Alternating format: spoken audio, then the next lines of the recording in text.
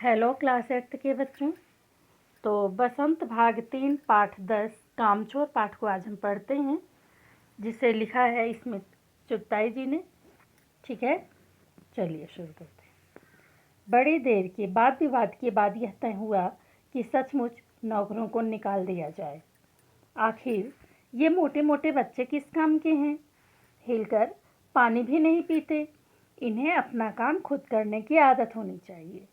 काम चोर कहीं के। तुम लोग कुछ नहीं हैं, इतने सारे हो और सारा दिन उधम मचाने के सिवा कुछ नहीं करते। और सचमुच हमें ख्याल आया कि हम हिलकर आखिर पानी पीने में हमारा जाता ही क्या है। इसलिए हमने तुरंत हिल हिलाकर पानी पीना शुरू किया। हिलने में धक्के भी लग जाते हैं और हम किसी के दबैल तो थे नहीं कि कोई धक्का दे दे और हम सह जाएं। लीजिए, पानी के मटके के पास ही घमासान युद्ध शुरू। सुराही उधर लुढ़की और मटके उधर, कपड़े भीगे सो अलग। यह भला काम करेंगे? अम्मा ने निश्चय किया। करेंगे कैसे नहीं? देखो जी, जो काम नहीं करेगा उसे रात का खाना हरगिज नहीं मिलेगा, समझे? यह लीजिए, बिल्कुल शाही फरमान जारी। हम काम करने को तैयार हैं, काम बताए जाएं।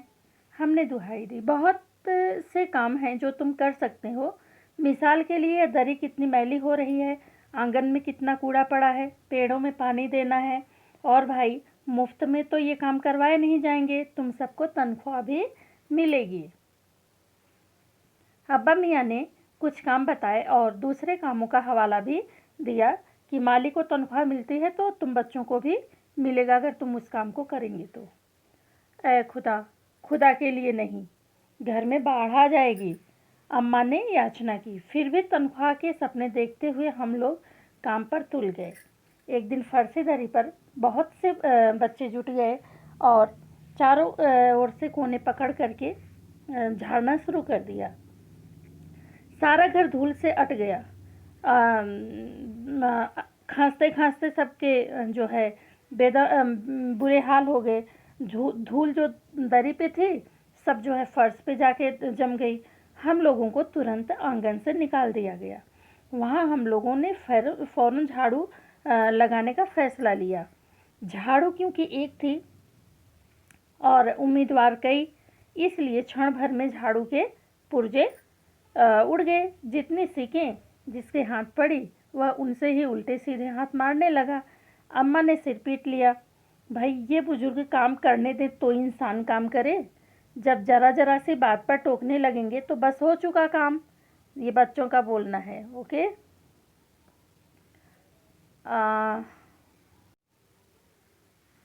असल में झाड़ू देने से पहले जरा सा पानी छिड़क लेना चाहिए। बस यह ख्याल आते ही तुरंत दरी पर पानी का छिड़काव किया गया। यह तो वैसे ही धूल से अटी हुई थी, पानी पड़ी तो सारे धूल जो है कीचड़ में बदल गए। अब सब आंगन से भी निकाल दिए गए। तय हुआ कि पेड़ों को पानी दिया जाए। बस सारे घर की बाल्टियां, लोटे, तसले, भगोने, पतीली लूट ली गई। जिन्हें जो हाथ मिली, डोंगे, कटोरे, गिलास, वो सब लेकर के चल पड़े। अब सब लोग नल पर टूट पड़े। यहाँ भी घमासान मची। क्या मजाल जो एक बूंद पानी भी किसी के बर्तन में आ सके। ठूसम ठास, किसी बाल्टी पर पतीला और पतीले पर लोटा और भगोने और डोंगे पहले तो धक्के चले, फिर कहोनियाँ, इसके बाद बर्तन। फौरन बड़े भाइयों, बहनों, मामुओं और दमदार मौसियों, फूफियों की कुमुक भेजी गई। फौज मैदान में हथियार फेंक कर पीठ दिखा दी।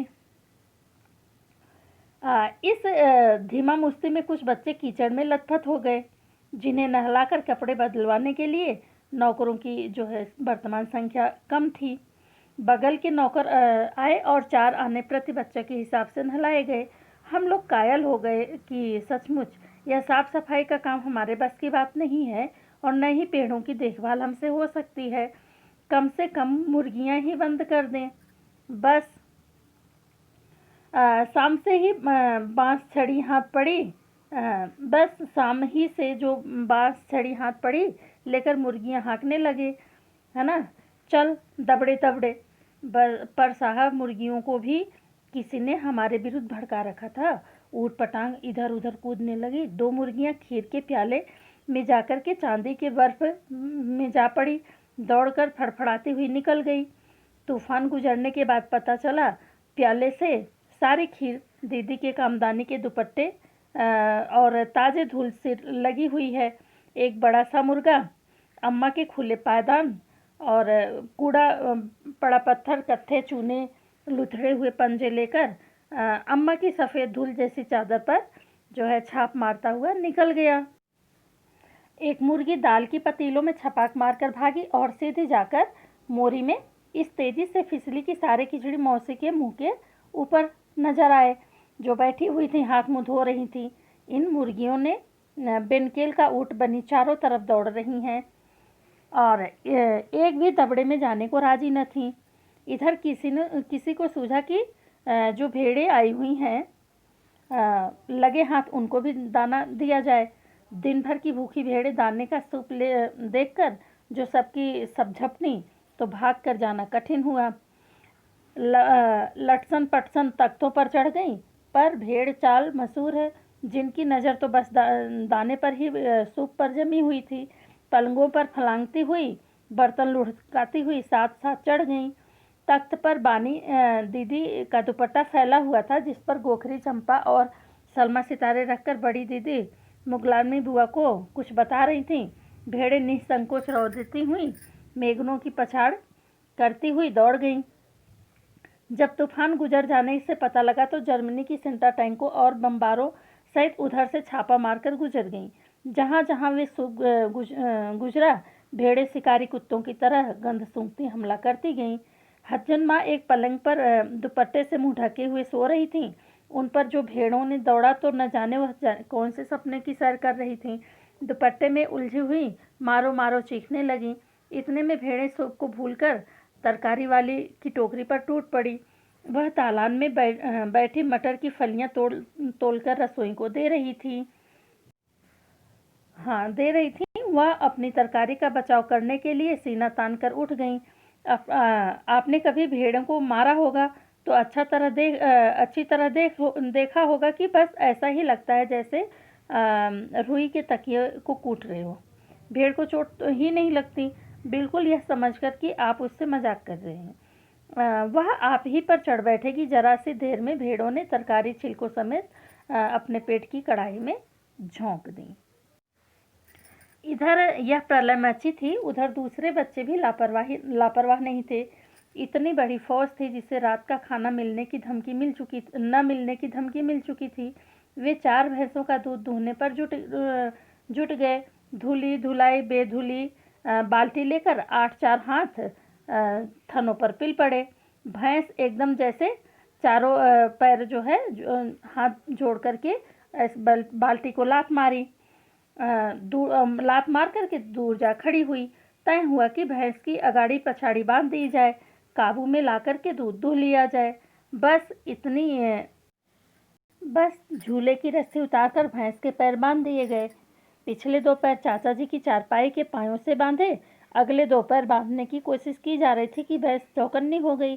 छूटकर जो भागी तो पहले चाचा जी समझे कि शायद कोई सपना देख रहे हों।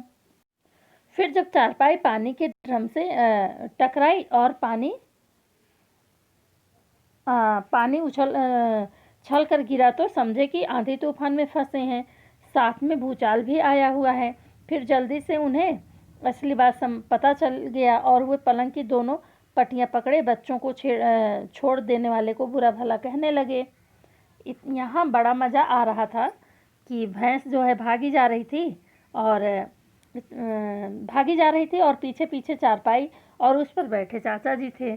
ओहो, एक भूल हो ही गई, यानी कि बछड़े को नहीं खोला, इसलिए तत्काल बछड़ा भी खोल दिया गया। तीर निशाने पर जा बैठा और बछड़े की ममता में व्याकुल होकर भैंस ने अपने खुरों को ब्रेक लगा दिया। उसके बाद बछड़ा तत्काल जुट गया। दूध दूहने वाले गिलास कटोरे लेकर के जुट गए, है ना। लेकिन क्योंकि बाल्टी को छपाक से गोबर में जा पड़ी थी, इसलिए बछड़ा फिर बागी हो गया। कुछ दूध जमीन पर और कपड़ों पर गिरा। 2-4 धारे गिलास कटोरी पर पड़ गई, बाकी बछड़ा पी गया। यह सचमुच कुछ मिनट के 3/4 में हो गया था। घर में तूफान उठ खड़ा हुआ। ऐसा लगता था जैसे सारे घर में मुर्गियाँ, भेड़ें, टूटे हुए तसले, बाल्टियाँ, लोटे और बच्चे, है ना, सब नज़र आ रहे थे। बच्चे बाहर किए गए, मुर्गियों बाग में हकाई गई, मातम सा मनाती, तरकारी वाले के आंसू पोंछे गए और अम्मा आगरा जाने के लिए सामान बांधने लगी। या तो बच्चा राज करो या तो बच्चा राज कायम कर लो या फिर मुझे रख लो, नहीं तो मैं तो चली मायके।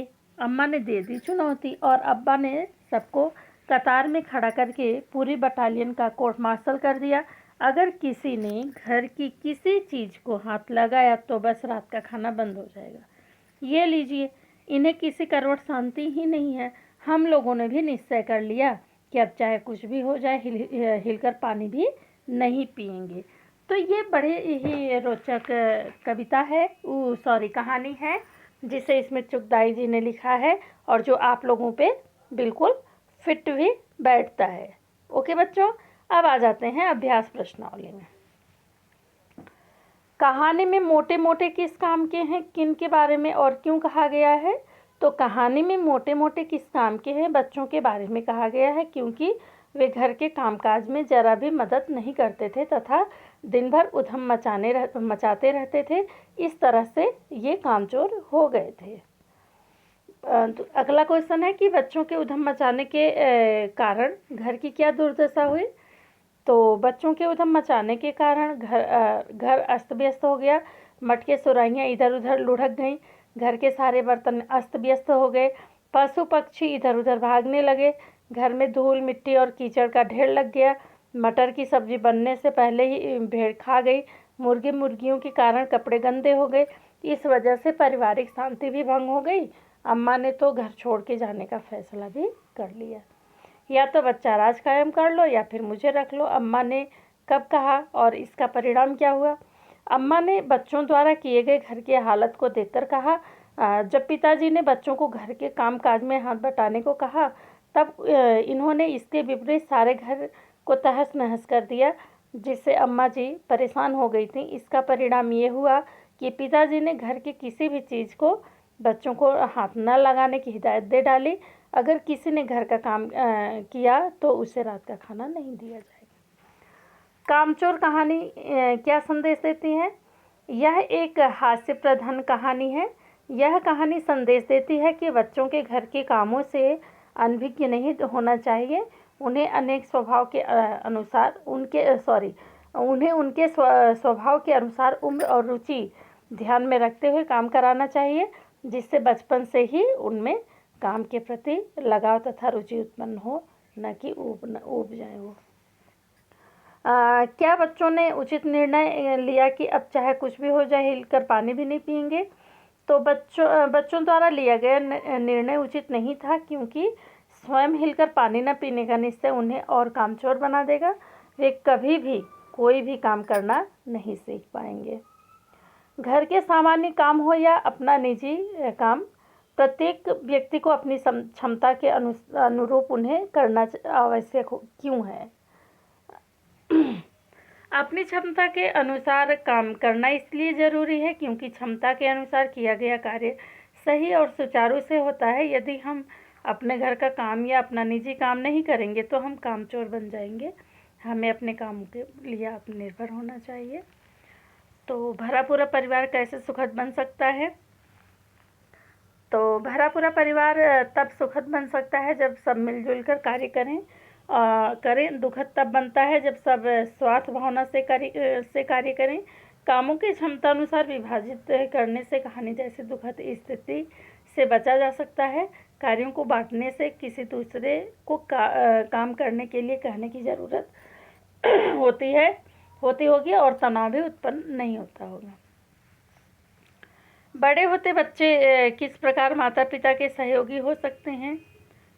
तो बड़े होते बच्चे यदि माता पिता को छोटे मोटे कार्यों में मदद करें तो वे उनके सहयोगी हो सकते हैं। जैसे अपना कार्य स्वयं अपना कार्य स्वयं करें। जैसे अपने आप स्कूल के लिए तैयार हो जाएं, अपने खाने के बर्तन यथासंभव स्थान पर रखाएं। अपने कमरे को सहज कर रखें। यदि हम बच्चों को उनका कार्य करने को सीख नहीं देते हैं तो वह सहयोग के स्थान पर माता पिता के लिए भार ही साबित होंगे। उनके बड़े होने पर उनसे कोई कार्य कराया जाएगा तो वह कार्य को भली भांति करने के स्थान पर तहस नहस ही कर देंगे।